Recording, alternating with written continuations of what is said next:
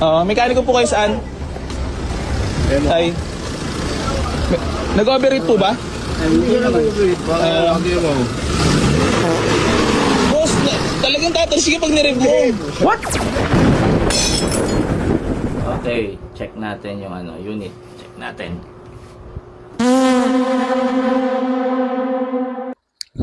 Okay guys, check natin yung unit natin. Check natin yung sa turo ni Idol AC Garage. Okay. Check natin kung sariwa yung unit ha. Okay. Revo natin ha. 1, 2, 3. Napakaganda ng circulate. 2, 3. Gas. Sariwang sariwa. Sariwa nga. Salamat Idol AC, at napatunayan ko na itong unit na nakuha namin Wasari. Salamat Idol sa advice mo. The best. Baka Idol isa kang alamat.